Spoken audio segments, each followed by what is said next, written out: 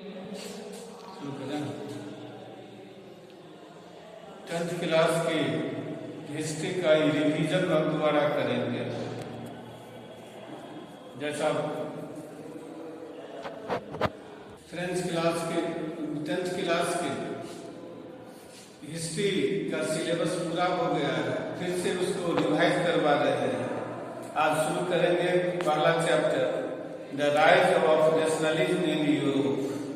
इसका इंट्रोडक्शन जो इस चैप्टर का है, उसमें एक आर्टिस्ट, एक पेंटर फ्रेडरिक सोरियू के बारे में।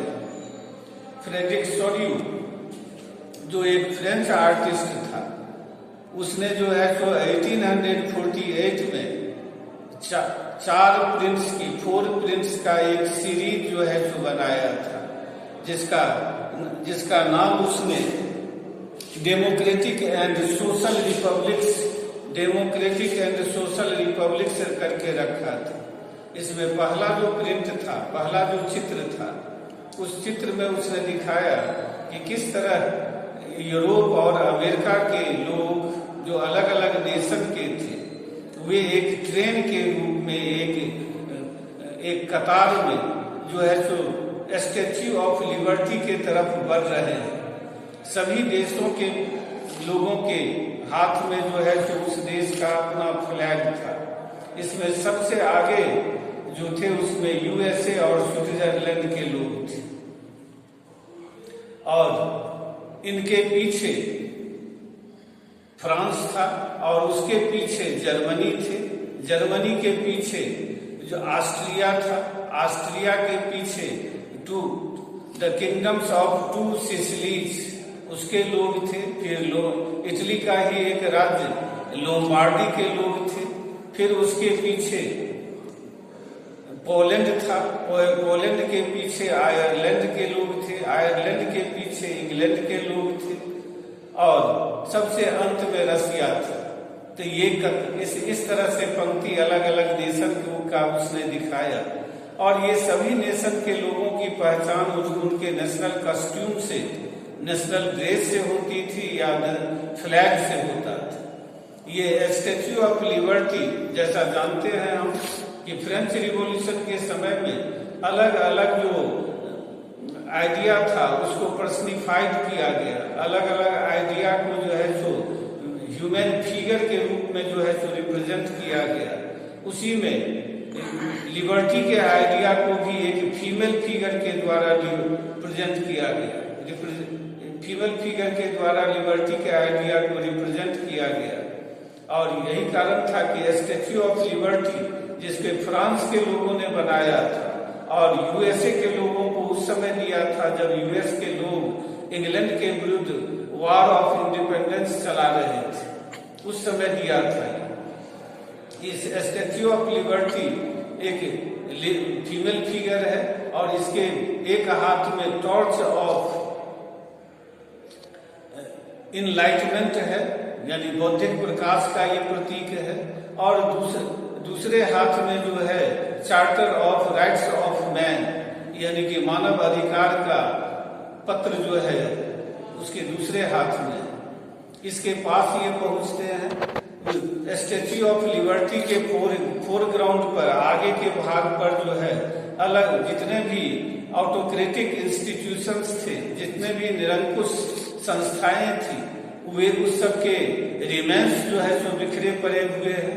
और उसके ऊपर दिखाया गया है जो जीसस क्राइस्ट हैं, सेंट्स हैं, एंजल्स सब हैं, वे उन सबको दिखाया गया है।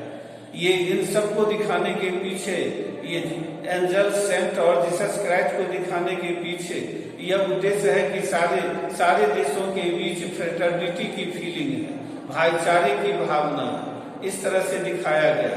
एक रोचकता इसमें इस प्रिंट में यह भी थी कि इसमें जर्मनी को चौथे स्थान पर दिखाया गया है कतार में, ट्रेन में, और जबकि उस समय जर्मनी एक नेशन स्टेट नहीं बना था जर्मनी।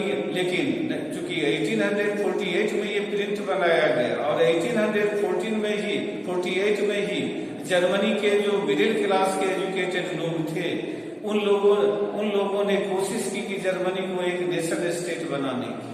इसलिए शायद ये फ्रेडरिक सोल्यू को लगा होगा कि जर्मनी फ्रांस के बाद बनने वाला जो है ये चौथा जो नेशन स्टेट हो सकता है। फ्रांस तीसरे स्थान पर है क्योंकि अमेरिका और स्विट्जरलैंड सबसे पहले नेशन स्टेट बन गए थे और फ्रांस उसके बाद नेशन स्टेट बना, इसलिए उसको तीसरे स्थान पर जगह दी गई। रसिया में उस समय तक ऑटोक्रेटिक मोनार्की जो है सो बनी हुई थी और इसीलिए रसिया के फ्रेडरिक सोल्यू की नजर में रसिया जो है जो सबसे लास्ट में नेशन स्टेट बनने वाला कंट्री बनता। तो इस तरह से उसने बनाया। 19th सेंचुरी में नेशनलिज्म का आइडियोलॉजी यूरोप में एक फोर्स बन करके उभरा इसका, और ये जो लोगों के दिलो दिमाग पर छा गया, लोगों का मेंटल का जो स्टेटस था उसको इसने बदल करके रख दिया, जो पॉलिटिकल सिस्टम था उसको बदल करके रख दिया।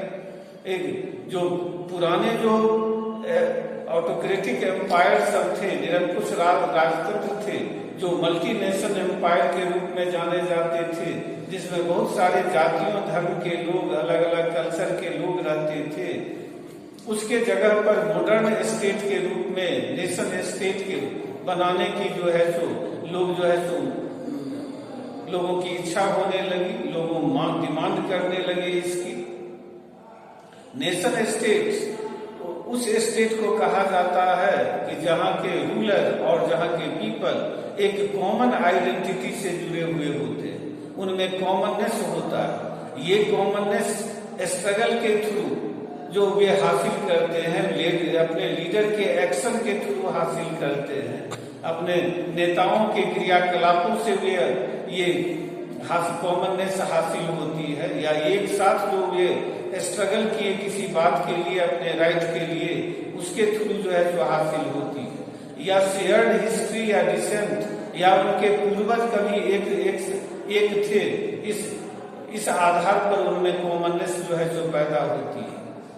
तो ये नेशन स्टेट, ये छोटे नेशनल जो एम्पायर था, उसके जगह पर नेशन स्टेट बनाने की जो है जो डिमांड होने लगी। ये नेशन स्टेट यूरोप का उस समय 19th सेंचुरी का एक फीचर बन गया, जिसमें सभी देशों के लोगों की यह चाहत होने लगी कि वे नेशन स्टेट के रूप में अपने आप को ऑर्गेनाइज करें, संगठित करें, नेशन स्टेट बनाए। इसीलिए यूरोप में जो मल्टी नेशनल एम्पायर सब था, उसके पीपल सब जो है जो रिवॉल्ट करने लगे, रिवॉल्यूशन करने लगे, ताकि वे एक कल्चर वाले लोग, एक रिलीजन के लोग, एक एथनिक ग्रुप के लोग, ये सब जो है जो अपना अलग जो है जो स्टेट बना सके। अगले क्लास में जो है जो बताएंगे इसी चैप्टर का पहला सेक्शन के बारे में।